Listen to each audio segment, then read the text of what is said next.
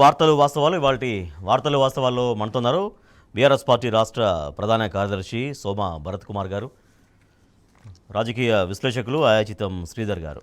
నమస్తే అండి, welcome to వార్తలు వాస్తవాలు.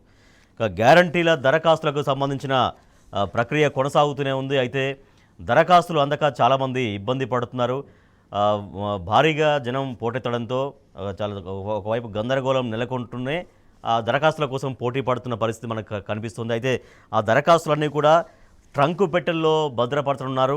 దాంట్లో భాగంగా కార్పొరేషన్లు, మున్సిపాలిటీలో ఒక్కో వార్డుకు ఒక్కో ట్రంకు పెట్టె చొప్పున కొనుగోలు చేసి దరఖాస్తులన్నీ కూడా వాటిలో భద్రపరచబోతున్నారు. సో ఇవాళ ప్రజల నుంచి తీసుకున్న దరఖాస్తులు మరి ట్రంకు పెట్టెలకే పరిమితం అవుతాయా, తర్వాత వాటిని ఎట్లా దాన్ని ముందుకు తీసుకెళ్తారు అన్న ప్రశ్నలు ఉత్పన్నమవుతున్నాయి. భరత్ గారు, సో గ్యారంటీల కోసం ప్రజలు డెఫినెట్గా ఎగబడుతున్నారు. వాళ్ళకు దరఖాస్తులు అందక చాలా ఇబ్బందులు కూడా పడుతున్నారు. తర్వాత ఒక్కొక్క దరఖాస్తులు బ్లాక్ చేసి ఒక్కొక్క దరఖాస్తు ₹100 చొప్పున, 200 చొప్పున కూడా చాలా చోట్ల ఇట్లా బ్లాక్ మార్కెటింగ్ కూడా జరుగుతుందనే వార్తలు కూడా మనకు వినిపిస్తున్నాయి. అంటే ఇప్పుడు ఈ 6 గ్యారంటీలు ఏదైతే వీళ్ళు కార్డులు పంచిపెట్టి ఒక్కొక్క గ్యారంటీ కార్డు మీద 3, 4 ఇట్లా స్కీములు వాళ్ళు ప్రకటించినారు. అసలు ఎన్ని గ్యారంటీలు అమలు చేస్తున్నారు ఏంటి అనేది ఇదమిద్దంగా తెలియదు. అన్నిటికన్నా ముఖ్యమైన విషయం ఏంటంటే ఈ గ్యారంటీలు అమలు చేయాలన్నప్పుడు దీని విధి విధానాలు రూపొందించాలి. ఇంత మటుకు ఒక్కదానికి కూడా విధి విధానాలను రూపొందించలేదు. విధి విధానాలను రూపొందించే దానికోసము వారికి చట్టంలో ఉన్న అధికారాన్ని ఉపయోగించుకొని అవి లీగల్గా బైండింగ్గా ఉండేటట్టుగా విధి విధానాలను రూపొందించాలి. ఆ విధి విధానాలు ముందు రూపొందించకుండా ఒక అసమగ్రమైన ఒక దరఖాస్తుని రూపొందించి, అంటే ఇప్పుడు ఇవాళ ఏదైతే దరఖాస్తు ఉన్నదో పూర్తిగా అసమగ్రంగా ఉన్నది. అందులో ఇప్పుడు రేషన్ కార్డు ఒకటి ఉదాహరణ చెప్తాను. రేషన్ కార్డు తప్పనిసరిగా డిక్లేర్ చేయాలని అన్నాను. నిన్న విలేకరులు అడిగినారు ముఖ్యమంత్రి గారిని, రేషన్ కార్డు మరి లేని వాళ్ళకి ఏంటి అంటే రేషన్ కార్డు అప్లికేషన్ కూడా పెట్టుకోండి. ఇప్పుడు సార్ ట్రంకు పెట్టెలకు పోతున్నాయి దరఖాస్తులన్నీ. దరఖాస్తుతో పాటు రేషన్ కార్డు దరఖాస్తు కూడా ట్రంకు పెట్టెలకే వెళ్ళిపోతుంది. మీరు ట్రంకు పెట్టెలలో పెట్టుకోవాల్సిన అవసరం ఏంది? మీరు ఫస్టే విధి విధానాలు కనుక రూపొందించుకొని దాన్ని ఆన్లైన్ పెడితే ఈ దందా నడవదు కదా. ఇప్పుడు ఈ బ్లాక్ మార్కెటింగ్ ఏది? అప్లికేషన్తోనే బ్లాక్ మార్కెటింగ్ మొదలయ్యేది. విధి విధానాలు లేవు. విధి విధానాలు ఉంటే ఒక అప్లికేషన్కి ఏమేమి కావాలి సమగ్రంగా అందులో ఉంటాయి. దాన్ని బట్టి వాళ్ళు దాన్ని అప్లై చేసుకుంటారు. అప్లై చేసుకుంటే ఆ అప్లికేషన్ని ప్రాసెస్ చేసేదానికి అవకాశం ఉంటుంది. ఇవాళ ఇంత టెక్నాలజీ పెరిగి తర్వాత ప్రతి వివరణ ఇవాళ కంప్యూటర్స్లో నిక్షిప్తమై ఉన్న సందర్భంగా మీరు మాన్యువల్గా ఎందుకు తీసుకుంటున్నారు? అసలు ఏదైనా కూడా ఆన్లైన్ నడుస్తుంది. షాపింగ్ దగ్గర నుంచి టికెట్ బుకింగ్ దగ్గర నుంచి ప్రతి ఒక్కటి ఆన్లైన్ ఉన్నప్పుడు ఇవాళ ప్రజలు మామూలుగా అంటే ఫోన్పే కూడా చేస్తున్నారు. ప్రతిదీ కూడా ఇవాళ మీరు ఎలక్షన్ ముందు మీరు పంపించిన మొత్తం అబద్ధాలు తర్వాత వాటెవర్ మీ ప్రచారం ఏదైతుందో ఆన్లైన్లో నడిచింది. మరి ఇవాళ వెనకకి ఎందుకు తీసుకుపోతున్నారు? దీంట్లో ఉద్దేశాలు ఏందనేది ఒకసారి ఆలోచించాలి. ప్రజలు ఆలోచించాల్సిన అవసరం ఉంది. ట్రంక్ పెట్టెలలో ఎందుకు పెట్టాలండి వీటిని? ఎందుకు ట్రంక్ పెట్టెలలో పెడుతున్నారు వీటిని? దరఖాస్తుల స్వీకరణ తర్వాత అంటే ఒకటి నెక్స్ట్ ఆ చర్యలు ఏంటనేది అధికార యంత్రాంగంలో కూడా క్లారిటీ లేనట్టుగానే కనిపిస్తుంది అనేది. ఎగ్జాక్ట్లీ నేను అదే చెప్తున్నాను. మీరు విధి విధానాలకు సంబంధించిన క్లారిటీ లేకుండా దరఖాస్తులు ఎట్లా ఇన్వైట్ చేస్తున్నారు? దానివల్ల ఏం చేయదలుచుకున్నారు? ప్రజల్ని శాంతపరిచే దానికోసమా? మేమేమో అంటే ప్రక్రియ షురువు కాలేదని ఈ రకంగా చేస్తే వెనక ముందు పెడితే ఓ సామెత ఉన్నది, బండి వెనక ఎడ్లు వెనక కట్టంటే బండి ముందు పెట్టిరనంటే అది అన్నట్టు నడవదు. ఇక అదే సందంగా ఉన్నది ఇది. అంటే ఏదైనా మీరు చేయదలుచుకుంది చేస్తానంటే చిత్తశుద్ధి చేసే ప్రయత్నం చేయండి. ప్రజలు ఓపిక పడతారు. మీరు విధి విధానాలే రూపొందించకుండా ఇవాళ దరఖాస్తులు మీరు తీసుకొని ఆ దరఖాస్తులు కూడా బ్లాక్ మార్కెటింగ్లో పోవడం ఏందండి? ఇది ఇంత అన్యాయం. ఇది పేదవాళ్ళు వాళ్ళకి ఏదో అంటే ఇవి ఆసరా కోసం పెట్టాల్సిన దరఖాస్తు కార్డు నుంచే ఇవాళ బ్రైబ్ మొదలయ్యే పరిస్థితి ఉందంటే ఇది చివరిలో ఎంత ఇబ్బందిని కలిగిస్తూ ఉంది. అందులో ఇంత మటుకు మీరు పరిశీలించాలి కదా. ఇప్పుడు ఉన్న ఏదైతే సంక్షేమ కార్యక్రమాలు ఎట్లా అమలు జరుగుతున్నాయి ఆ పరిశీలన చేసిన తర్వాత అది సమగ్రంగా లేకపోతే వాటిని సవరణ చేసి విధి విధానాలు రూపొందించి వీటికి పోవాలి కదా. Right, okay. శ్రీధర్ గారు, రాష్ట్ర వ్యాప్తంగా ఎన్ని గ్రామాల్లో ప్రజలు ఉన్నారు, వాళ్ళకి ఎన్ని అప్లికేషన్ ఫామ్స్ అవసరం పడతాయి అనేది ప్రభుత్వం దగ్గర ఒక క్లారిటీ లెక్క ఉండాలి. అప్పుడు ఫామ్స్ తక్కువగా ఉండి ప్రజలు ఎక్కువగా వచ్చేసరికి అక్కడ తొక్కిసలాట చాలా చోట్ల ఇబ్బంది, తోపులాట తొక్కిసలాట జరిగే అవకాశం కూడా, ఆ ప్రమాదం కూడా మనకు చాలా చోట్ల జరుగుతుంది, కనిపిస్తుంది కూడా. అట్లా లేకుండా జనానికి సరిపోయేటువంటి దరఖాస్తులు ఇవ్వడంలో గవర్నమెంట్ ఎందుకు వైఫల్యం చెందింది అనుకుంటున్నారు? అంటే ముఖ్యంగా ఇప్పుడున్న ప్రభుత్వం కాలయాపన చేసే భాగంలో ఈ ఎత్తుగడ ప్రారంభించింది. మనం సాధారణంగా బండి మీద అరటిపళ్ళు కొనుక్కోవడానికి వెళ్ళినా వాడు ఫోన్పే చేయండి సార్ అంటున్నాడు. మన రైతు బంధు మొన్నటి వరకు గత కేసీఆర్ ప్రభుత్వం ఇచ్చింది, సెల్ ఫోన్లలో చూసుకున్నారు. అంటే ఆన్లైన్ టెక్నాలజీ కింది దాకా ప్రజల దక్కు వెళ్ళినప్పుడు ఆన్లైన్లో అప్లికేషన్లు ఆహ్వానించి ఉంటే అవి స్థిరంగా ఉంటాయి ఒక చోట. పేపర్లు ఇస్తారు, ఆ హడావిడి గందరగోళం, కుప్పలు తెప్పలుగా జనాలు, ఎటు పాల్గొని స్థితిలో ఉద్యోగులు. ఆ పేపర్ మిస్ అయిందంటే ఒకటి భవిష్యత్తు మిస్ అయినట్టే కదా. ఇప్పుడు ఎన్ని లక్షలు, దాదాపు 20 లక్షలు చేరుకుంది. అవును. ఇది ఎట్లా, ఈ పేపర్లను ఎక్కడ కట్టలు కడతారు, ఏం చేస్తారు, ఇవన్నీ అసలు ప్రభుత్వం ప్రధానంగా ఏంటంటే శ్వేతపత్రాలు 1-2 ప్రకటించింది. అదే క్రమంలో 6 గ్యారంటీలకు అయ్యే ఖర్చు ఎంత, ఆ ఖర్చును ఎక్కడి నుంచి సమీకరిస్తాం, రాష్ట్ర ప్రభుత్వ ఆర్థిక స్థితి ఎంత అని శ్వేతపత్రం ప్రకటించి ఉంటే ప్రజలకు నమ్మకం కలిగేది. కానీ ఇప్పుడు నమ్మకం సడలిపోతుంది. అవన్నీ దాచిపెట్టేశారు. ఇప్పటి వరకు కూడా ప్రభుత్వం నుంచి నోటి నుంచి 6 గ్యారంటీలకు అయ్యే ఖర్చు ఎంత అనేది రాలేదు సాధికారికంగా. బయట విశ్లేషకులు కానీ ఆర్థిక నిపుణులు కానీ వాళ్ళు చెప్పడం తప్ప, చాలామంది ఆర్థిక నిపుణులు అయితే అది అసాధ్యం దాదాపు అని చెప్పారు. అవన్నీ 6 గ్యారంటీలు అమలు చేయడం అనేది. సరే, అసాధ్యం సుసాధ్యం చేస్తా అంటే చేయండి, సంతోషమే. కానీ ఈరోజు వరకు ఇంత ఖర్చు అవుతుందని చెప్పలేదు, ఇంత మా దగ్గర మూల నిధి ఉంది, మేము సిద్ధంగా ఉన్నామని చెప్పలేదు. దాంట్లో భాగంగానే దాటవేత ధోరణిలోనే ఇవాళ ఈ పేపర్ల ద్వారా ఇవ్వడం అనేది. ఎంతమంది అమాయకులు, పేదవాళ్ళు క్యూలలో నిలబడి, మా ఇంట్లో చుట్టుపక్కల ఉండేవాళ్ళు చాలామంది సొంత ఊళ్ళకి వెళ్ళిపోయారు. 2-3 రోజులు అవుతుంది. రోజువారీ ఇక్కడ పనులు వదిలేస్తున్నారు, అక్కడ క్యూలో నిలబడుతున్నారు. మనం పత్రికల్లో చూసాం, ఎప్పుడో చూసాం 10 ఏళ్ల కిందట, ఆ చెప్పులు పెట్టేసి వెళ్ళిపోవడం అనేది. మళ్ళీ అది కథ మళ్ళీ ఇప్పుడు మీరు చెప్తున్నట్టు అందరూ ఊళ్ళ బాట పట్టినప్పుడు మళ్ళీ అక్కడ బస్ స్టాండ్లలో మళ్ళీ బస్ దగ్గర చాలా ఇబ్బంది అవుతుంది. బస్సులు తక్కువ, మన మహిళలకు అంటే ఎన్ని పని దినాలు కోల్పోతున్నాం. దీని బదులు ఏముంది, మీరు ఆన్లైన్లో అప్లై చేసుకున్నారంటే మీ సేవ ఉంది, ఈ సేవ ఉంది, ఇంకా ఇతరత్ర మార్గాలతో ఆన్లైన్లో అప్లై చేసుకుంటారు. ఆన్లైన్లో అప్లై చేసుకున్న దానికి ఒక సాధికారత ఉంటుంది, ఒక సాక్ష్యం ఉంటుంది, ప్రభుత్వానికి ఒక జవాబుదారీతనం ఉంటుంది.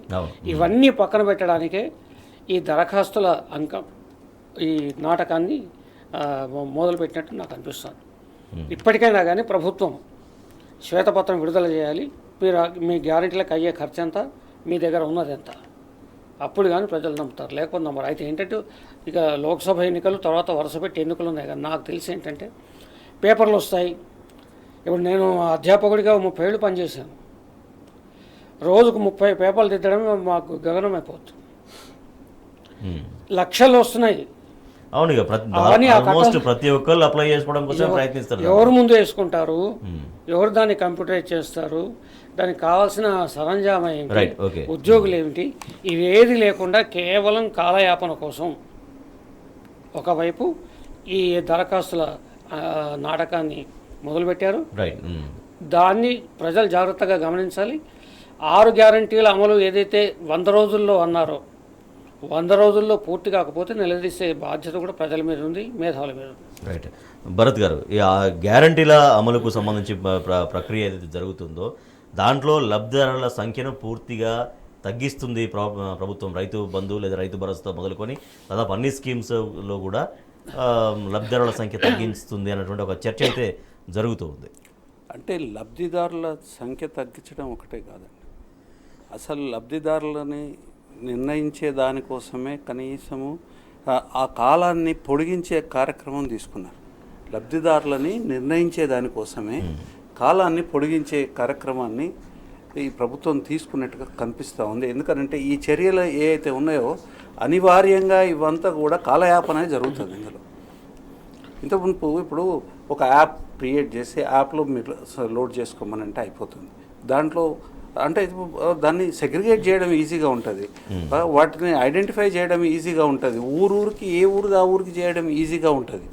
మరి అదంతా కాకుండా ఈ రకంగా ఏదో ఒక కలగూర గంపలాగా చేసేసేసి ఆ తర్వాత దీన్ని సార్ట్అవుట్ చేసుకోవడానికి టైం పడుతుంది అని మాట్లాడి ఇట్లా కాలయాపన చేసే కార్యక్రమం. అసలు మీకు ఇంకా దీంట్లో ఉన్న ఎంత లోపభూయిష్టంగా ఉందని అంటే బ్యాంక్ అకౌంట్ నెంబర్ కూడా అడగలేదండి. ఈ లబ్ధిదారులకు ఎట్లా పోతుంది? మళ్ళీ దానికి ఇంకొక ఇది బ్యాంక్ అకౌంట్ నెంబర్ అడగాలి కదా. ఇప్పుడు లబ్ధి అనేది direct benefit transfer account number అడగలేదు. తర్వాత ఇప్పుడు వాళ్ళు ఏమంటారు, కౌలు రైతుల గురించి మాట్లాడుతున్నారు. మరి కౌలు రైతులకు సంబంధించిన విధి విధానాలు ఎక్కడున్నాయి? ఎవరు కౌలు రైతు? కౌలు రైతు అనే దానికి ఒక డెఫినేషన్ కావాలి. మరి కౌలు రైతు అంటే ఎవరు? ఏ ఆధారంతో అతన్ని కౌలు రైతు అని నిర్ధారణ చేస్తారు? ఇప్పుడు అట్లాంటి కౌలు రైతు అనేది దానిలో రెండు రకాలుగా ఉంటారు. ఒకటేమో ఆల్రెడీ తనకు ఎంతో కొంత వ్యవసాయం తను చేసుకుంటూ ఇంకొక భూమిని కౌలు తీసుకునే వాళ్ళు ఉంటారు, లేదా టోటల్ గా ఏమి లేకుండా కౌలు చేసే వాళ్ళు ఉంటారు. ఎట్లా ఈ సెపరేషన్ అనేది ఎట్లా అనేది దానికి ఒక నిర్వచనం ఉండాలి కదా, చెప్పాలి. ఏ నిర్వచనము లేదు, ఏ విధి విధానాలు లేవు.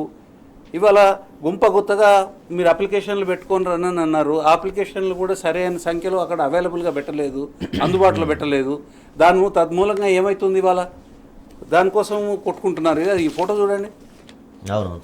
ఇది ఎందుకు? ఇది అవాయిడబుల్ కదా ఇవాళ ఉన్న సిస్టమ్ తెలవక్కనా, లేకపోతే ఉద్దేశపూర్వకంగా ఇది కావాలని దీన్ని కాలయాపన చేయడానికా?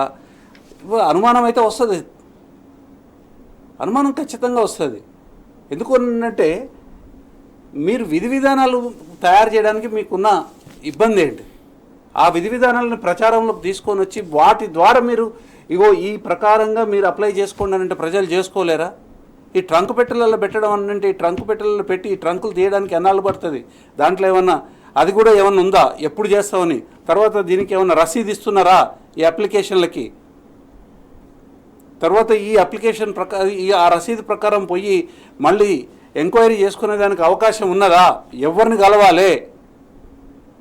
ఎక్కడున్నాయండి ఇవన్నీ లేకుండా ఇవన్నీ చేస్తున్నారు అంటే ఇదంతా కూడా ఒక పెద్ద ప్రహసనం అనేది అర్థమైతేనే ఉంది. ప్రజల్ని మోసం చేయడానికా, మభ్య పెట్టడానికా, అది కాలం చూపిస్తుంది. అది రైట్. శ్రీధర్ గారు, ఇప్పటికే లబ్ధి పొందుతున్నటువంటి వాళ్ళు కూడా అప్లై చేసుకుంటున్నారు. నిజంగా అసలు ఇంకొక విషయం అండి, దీని మూలంగా ఏమవుతుంది అనంటే ఇప్పుడు ఈ కౌలు రైతులకు సంబంధించింది, కౌలు రైతులు ఎవరు నిర్ణయం చేయాలి? మళ్ళీ ఎంఆర్ఓలతో, తర్వాత లేకపోతే లోకల్ ఏఆర్ఓను, వీళ్ళు ఎవరైనా వాళ్ళు రాసిస్తారు. అంటే ఇప్పుడు 90% మంది చిన్న కమ్మతాలు ఉన్న రాష్ట్రం ఇది, 3 ఎకరాల లోపట ఉన్న రాష్ట్రం ఇది. 90%. ఇప్పుడు వాళ్ళ భూమికి భద్రత లేకుండా పోతుంది ఆ రైతులకి. వాడు ఏదో రాసిచ్చిండు అనుకోండి, ఇక అది ఇప్పుడు లిటిగేషన్ ఎక్కడి దాకా పోవాలి? ఎంఆర్ఓ దగ్గర నుంచి సుప్రీంకోర్టు దాకా పోవాలి.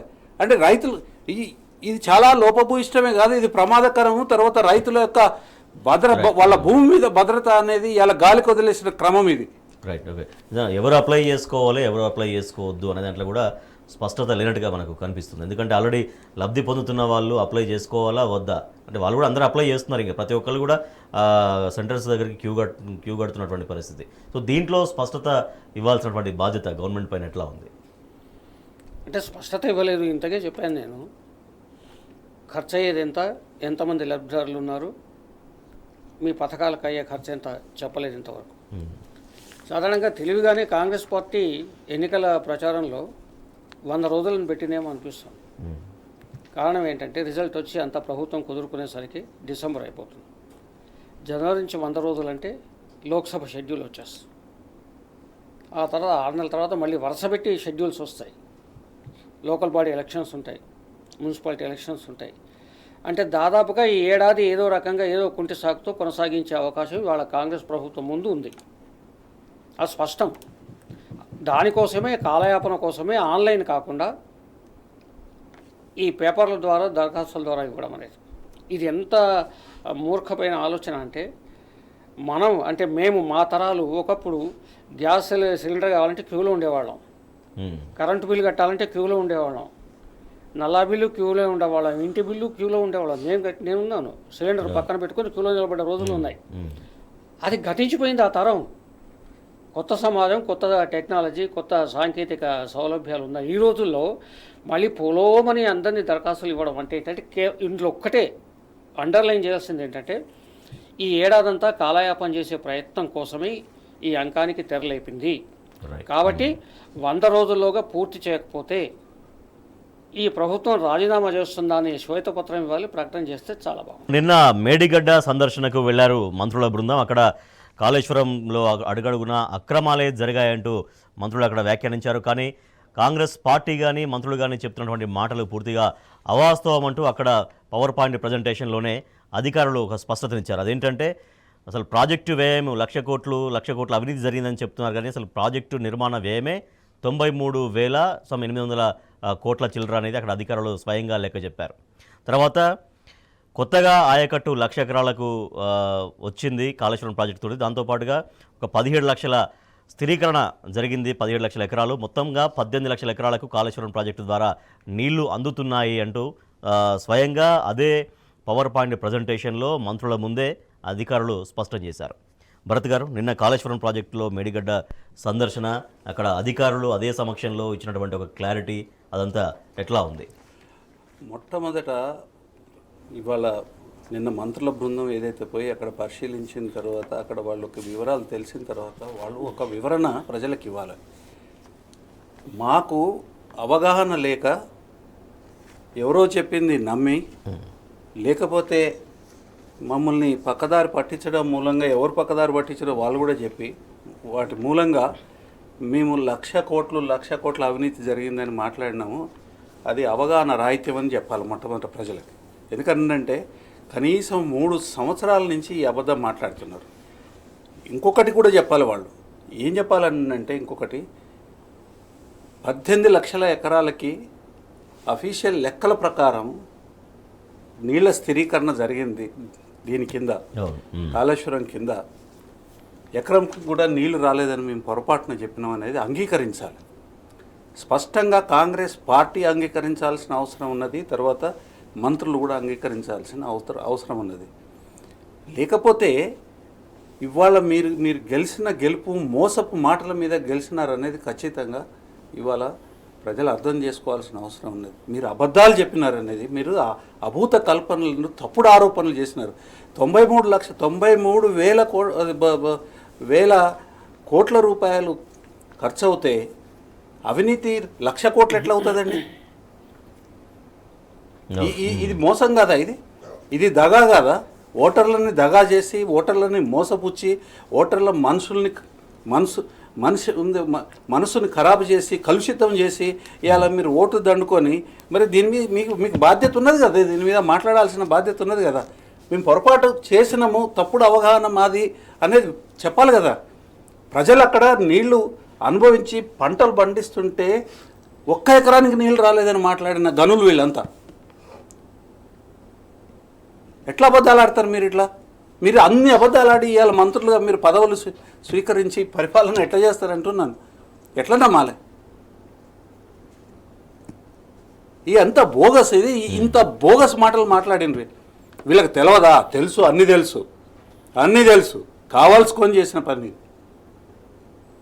కానీ అన్నిటికన్నా విచిత్రమైన విషయం, దురదృష్టకరమైన విషయం ఏంటంటే అనుభవిస్తున్న ప్రజలు కూడా నమ్మినారు ఈ దుర్మార్గాన్ని, ఈ దుష్ప్రచారాన్ని, ఈ అబద్ధాలని.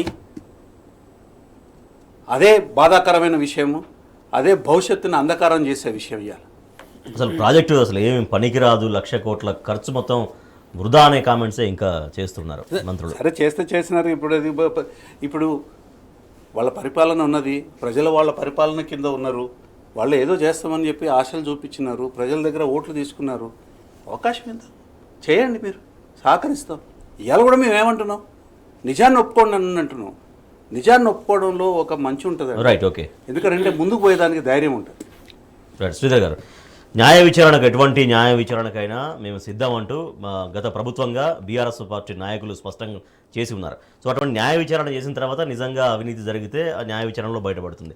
కానీ న్యాయ విచారణ వేస్తామని చెప్పి అది ఆ ప్రొసీజర్ అనేది మొదలు కాకముందే ఇప్పుడే అవినీతి జరిగింది అంటూ తీర్పులు ఇవ్వడం ఏంటి అనేది బీఆర్ఎస్ నుంచి వస్తున్నటువంటి ప్రశ్నలు. న్యాయ విచారణను అందరూ ఆహ్వానించవలసిందే. అక్కడ జరిగింది, అది వాస్తవం. ఏ మేరకు జరిగిందో మనం చూస్తున్నాం పత్రికల్లో. సాధారణంగా పెద్ద పెద్ద ప్రాజెక్టులు కడుతున్నప్పుడు అక్కడక్కడ చిన్న చిన్న లోపాలు బయటపడడం అనేది అన్ని దేశాల్లో ఉంది. ఒక్కొక్కసారి మానవ తప్పిదం, అంటే ఇంజనీర్లు కానీ, భౌతిక శాస్త్రవేత్తలు కానీ, భూభౌతిక శాస్త్రవేత్తలు కానీ అప్పుడప్పుడు చిన్న చిన్నగా అంచనాలు కొంత తేడా వస్తుంటాయి, సహజమే. ఇప్పుడు మహారాష్ట్రలో కోయినా ప్రాజెక్ట్ ఉంది. కోయినా ప్రాజెక్టు కట్టినప్పుడు బాగానే ఉంది, కానీ తర్వాత భూకంపం వచ్చింది. ఆ ప్రాంతాల్లో భయపడిపోయారు.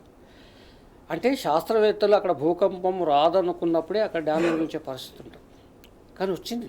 ఎందుకంటే మార్పులు, వాతావరణ మార్పులు. అట్లాగే 12కు పైగా అనుమతులు తీసుకునే కేంద్రం నుంచి.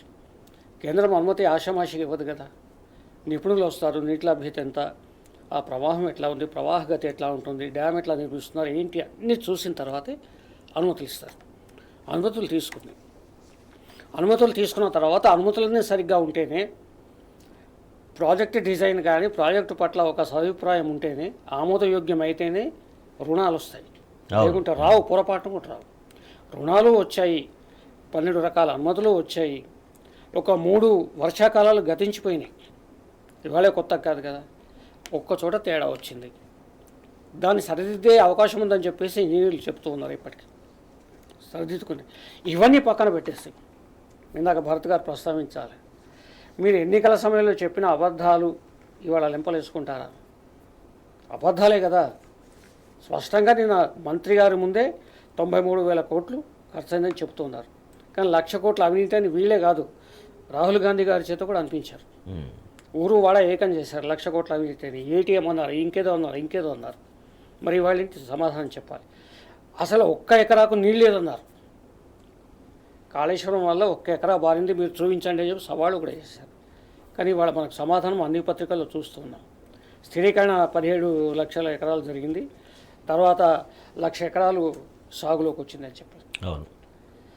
ఇప్పుడు కాంగ్రెస్ నాయకులు ప్రజల ముందుకు వచ్చి సమాధానం చెప్పాల్సిన అవసరం ఉంది. ఇది ఒక ఆస్పెక్ట్.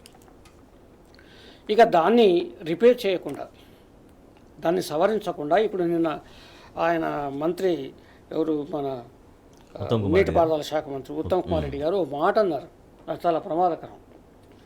తెలంగాణ ప్రజలు ఆర్థికంగా పెనుభారం మోయాల్సి వస్తుంది అన్నారు. అంటే మేము కాళేశ్వరాన్ని పక్కన పెట్టేస్తాం, మళ్ళీ ఒకప్పటి ప్రాణహిత చేపడతాం, మళ్ళీ కొత్త ప్రాజెక్టు మీరంతా భారం మోయాలని చెబుతున్నారు. మరి ఇది అసలే పనికిరాదన్న విషయం తేల్చాల్సింది ఇక్కడ మంత్రులు, ఇక్కడ అధికారులు కాదు, నిపుణులు తేల్చాలి. అంతాక రాలేదు. న్యాయ విచారణ అన్నారు, న్యాయ విచారణలో తేలాలి దోషులు ఎవరని. ఇది ఏది తేలకముందే ఏకంగా ఒక మళ్ళీ ప్రాణహిత చేపడతామని చెప్పడం, తెలంగాణ ప్రజలు పెనుభారం మోయాల్సి వస్తుంది ఆర్థికంగా అని చెప్పడం. అంటే ఈ హెచ్చరిక వెనుకున్న కుట్ర ఏంటంటే, వీళ్ళు ఏదైతే 6 గ్యారంటీలు మిగతా హామీలు ఇచ్చారో వాటిని ఎగ్గొట్టే ప్రయత్నంలో భాగంగానే, ఇక ఈ ఆర్థిక భారం పడింది కాబట్టి మేము చేయలేకపోతున్నాం చెప్పడం కోసం తప్ప ఏమీ కాదు. న్యాయ విచారణ స్వాగతిస్తాం. న్యాయ విచారణలు జరగాల్సిందే.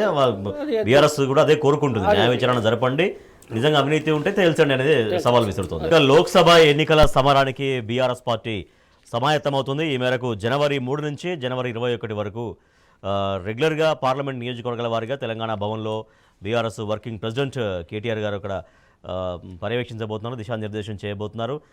సంక్రాంతి హాలిడేస్ మినహాయించి 13, 14, 15 3 రోజులు మినహాయించి జనవరి 3 నుంచి 21 వరకు ఈ సమావేశాలు ఉండబోతున్నాయి తెలంగాణ భవన్ వేదికగా. భరత్ గారు, ఎట్లా లోక్సభ ఎన్నికలకు ఎట్లా సమాయత్తం కాబోతున్నారు బీఆర్ఎస్ శ్రేణులందరూ కూడా? అంటే ఇప్పుడు మామూలుగా ఏ ఎన్నికలకైనా పార్టీ ఎప్పుడు కూడా పూర్తి స్థాయిలో గేరప్ అయ్యి దాన్ని ఎన్నుకోవడం అనేది మనకు మొదటి నుంచి ఉన్న ఆనవాయితీ. అది దానికి సంబంధించిన సన్నాహక సమావేశాలు, తర్వాత తదుపరి కార్యక్రమాలు ఏ రకంగా ఉండాలి, ఎట్లా చేసుకోవాలనే దాని మీద ఇప్పుడు భవన్లో, తెలంగాణ భవన్లో ఒక షెడ్యూల్ ఇవ్వడం జరిగింది. 3వ తారీఖు నుంచి 21వ తారీఖు వరకు ఒక్కొక్క నియోజకవర్గానికి సంబంధించి ప్రతి నియోజకవర్గాన్ని రాష్ట్రంలో ఉన్న మొత్తం అన్ని నియోజకవర్గాలని సమీక్ష చేయడము, తర్వాత నిర్ణయాలు తీసుకోవడం, ఏ రకంగా ముందుకు పోవాలనేది అది పార్టీ కార్యనిర్వాహక అధ్యక్షులు కేటీ రామారావు గారు దాన్ని విడుదల చేశారు. అంతేకాకుండా ఇప్పుడు ఈ క్రమంలో కొత్త ప్రభుత్వం ఇచ్చిన హామీలన్నింటినీ కూడా అమలు చేసేదానికోసము, ప్రజలకి సహకరించే దానికోసము ప్రజలతో పాటు ఉండి వారికి అవన్నీ సాధించి పెట్టే కార్యక్రమాన్ని కూడా మనం తీసుకోవాల్సిన అవసరం ఉన్నది అనేది కూడా ఇంకొక సందర్భంగా కేటీ రామారావు గారు చెప్పడం జరిగింది. అంటే ఇప్పుడు ఈ లోక్సభ ఎన్నికలలో కార్యక్రమాలు ఎట్లా ఉండాల్సింది అవసరం ఉందని అంటే, ఒకటేమో ప్రభుత్వం నుంచి ఏదైతే లబ్ధి ప్రజలకి వాళ్ళు ప్రామిస్ చేస్తున్నారో అది జరిగేటట్టుగా చూడడము, తర్వాత ఎన్నికల ప్రచారం చేసుకోవడము, తర్వాత ఎన్నికలలో గెలిచి రావడము, ఇది ఈ సమావేశాల యొక్క ఉద్దేశం. ఓకే. దానికి సంబంధించిన ప్రతి విషయాన్ని కూడా ఈ సమావేశాలలో సో అంటే అసెంబ్లీ ఎన్నికల ఫలితాల్లో ఎదురైనటువంటి ఆ ఫలితాన్ని విశ్లేషించుకుంటూనే ఎట్లా అంటే ఎక్కడెక్కడ ఎట్లా నష్టం జరిగిందనే దాన్ని చర్చించుకుంటూ ఎట్లా ఏ రకంగా మళ్ళీ మనం రికవర్ చేసుకోవాల్సిన అవసరం ఉన్నది అనేది కూడా దానికి సంబంధించిన ప్రణాళిక రూపొందించుకోవడం కోసము మొత్తం అందరూ ఆ లోక్సభకు సంబంధించిన ప్రతి ప్రతినిధి, ప్రజాప్రతినిధులు కావచ్చు, పార్టీ ప్రతినిధులు కావచ్చు, కార్యకర్తలు కావచ్చు, నాయకులు కావచ్చు, వాళ్ళందరూ కూడా అందులో పార్టిసిపేట్ చేస్తారు.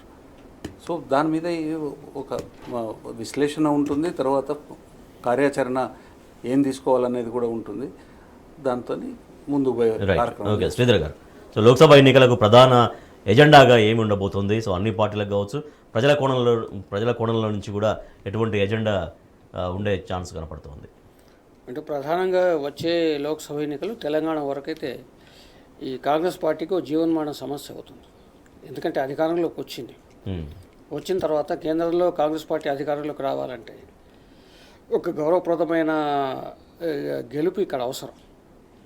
ఆ గెలుపులో ఏం తేడా వచ్చినా కానీ ఇక్కడ లోకలకలు మొదలై భవిష్యత్తులో ఏమవుతుందో తెలియని పరిస్థితి. కాబట్టి జీవన్మాన సమస్య. కాబట్టి కాంగ్రెస్ చాలా తీవ్రంగానే ప్రయత్నం చేస్తుంది, అధికారంలో ఉంది కాబట్టి రాష్ట్రంలో. దానికి ప్రతిగా భారత రాష్ట్ర సమితి ఇప్పుడున్న ప్రభుత్వం వైఫల్యాలు ఒకటి, తర్వాత కేంద్రం వైఫల్యాలు ఒకటి, చాలా ఉన్నాయి. వీటన్నిటినీ ఒక చోట చేర్చి ప్రజలకు చెప్పే ప్రయత్నం చేయాలి, చాలా అవసరం. ఒక రకంగా ఇది రెండు జాతీయ పార్టీలు, కేంద్రంలో అధికారంలో ఉన్న పార్టీ ఒకటైతే రాష్ట్రంలో అధికారంలో ఉన్న పార్టీ ఒకటి. ఈ రెండు పార్టీలతో ఢీకొనే ఒక కొత్త సందర్భం ఇప్పుడు. గతంలో కూడా ఢీకొన్న సందర్భాలు లేవని 14 కానీ 18 కానీ ఢీకొన్నాం. ఇప్పుడు ఏంటంటే అధికారంలో లేకుండా భారత రాష్ట్ర సమితి ఈ రెండు పార్టీలను ఢీకొనే ప్రయత్నం చేస్తుంది. కాబట్టి చాలా కార్యకర్తలు కానీ నాయకులను కానీ సమీకరించాలి. ఆ ప్రయత్నంలో భాగంగానే వరుసగా సన్నాహక సమావేశాలు ఏర్పాటు చేస్తున్నారు. ఇంతవరకు ఏంటంటే నల్గొండ, మల్కాజ్గిరి, సికింద్రాబాద్, హైదరాబాద్ తప్ప మిగతా నియోజకవర్గాలన్నింటిలో కూడా భారత ఏదో ఒక టైంలో గెలుచుకుంటూ వచ్చింది. అప్పుడు ఓడిపోవచ్చు, గెలవచ్చు, కానీ అన్ని నియోజకవర్గాల్లో ఉనికి ఉంది. ఉనికి లేని నియోజకవర్గాలు ఇంతవరకు అక్కడి నుంచి గెలవ నియోజకవర్గాలు ఈ 4లో ఒక హైదరాబాద్ తీసేస్తే నల్గొండ, మల్కాజ్గిరి, సికింద్రాబాద్ చూసినప్పుడు ఇవాళ మల్కాజ్గిరి, సికింద్రాబాద్ కూడా చాలా బలంగా ఉంది భారత. మొన్నటి ఎన్నికల్లో కూడా రుజువైంది. కాబట్టి ఆ బలంగా ఉన్న స్థానాలు మెదక్ కావచ్చు, తర్వాత కరీంనగర్, ఇలాంటి బలంగా ఉన్న స్థానాలను పదిలపరుచుకుంటూనే కొత్తగా మరి అత్యంత బలహీనంగా ఉన్నట్టు కనిపిస్తున్నాం మొన్నటి ఎన్నికలను బట్టి. అంటే ఒక్కొక్కసారి అసెంబ్లీ ఎన్నికలే ప్రతిఫలించాలని ఏం లేదు లోక్సభలో. కానీ ఇప్పుడున్న పరిస్థితుల్లో ఖమ్మం కానీ, మహబూబ్ నగర్, తర్వాత నల్గొండ, భువనగిరి, ఈ 4-5 నియోజకవర్గాల్లో ఎక్కువ దృష్టి సారించాల్సిన అవసరం ఉంది. సారిస్తే తప్పకుండా, కానీ ప్రజలు ఎప్పుడు ఒకే రకంగా తీర్పు ఇస్తారని కాదు, లోక్సభకు భిన్నంగా తీర్పు ఇవ్వచ్చు. ఏకకాలంలో 2 జాతీయ పార్టీలను, 2 అధికారాల్లో ఉన్న పార్టీలను ఎదుర్కొంటుంది. కాబట్టి మరింత ముందుకు వెళితే మాత్రం విజయం సాధించే అవకాశం చాలా ఉంది. రైట్ భరత్ గారు, సో వీటితో పాటుగా మనకు ఒక 2 అంశాలు వల్ల మనకు కనిపిస్తున్నాయి. ఇది రైతు బంధుకు సంబంధించి, అలాగే కరెంటు కష్టాలకు సంబంధించి. హరీష్ అన్న రైతు బంధు పడలే అంటూ నిన్న ఒక దగ్గర కార్యక్రమానికి వెళ్ళారు. సత్యవతి రాథోడ్ గారి దశదిన కర్మకి, సత్యవతి రాథోడ్ సోదరుడి దశదిన కర్మకి వెళ్తే హరీష్ రావు గారిని ఇక్కడ హరీష్ అన్న మాకు రైతు బంధు పడలే అంటే రైతులు అక్కడ మాట్లాడడం, ఆవేదన వ్యక్తం చేయడం చూసాం. తర్వాత ట్రాన్స్ఫార్మర్ కష్టాలు, భువనగిరి జిల్లా సంస్థానారాయణపురం మండలం వావిల్లపల్లిలో కరెంటు కోతలు, రెగ్యులర్గా కరెంటు కోతలు స్టార్ట్ అయినాయి. కొన్ని గంటలే, మార్నింగ్ ఒక 2-3 గంటలు ఏమో ఇస్తున్నారు, మధ్యాహ్నం ఒక 2 గంటలు ఇస్తున్నారు, సాయంత్రం 2 గంటలు కరెంట్ ఇస్తున్నారు అంటూ అక్కడ ట్రాన్స్ఫార్మర్లు పేరిపోతున్నాయంటూ వాళ్ళు అక్కడ రైతులు కూడా ఆవేదన వ్యక్తం చేసినటువంటి ఫోటోగ్రాఫ్స్ మనం చూస్తున్నాం. నిన్న నేను గజ్వేల్లో ఉన్నానండి. 8 సార్లు కరెంట్ పోయింది 6 గంటల కాలంలో. సరే అది 5-5 నిమిషాలు కావచ్చు, 3-3 నిమిషాలు కావచ్చు, 8 సార్లు కరెంట్ పోయింది. రైతు బంధు పడట్లేదు అనేది అందరికీ తెలుసు. రైతు బంధు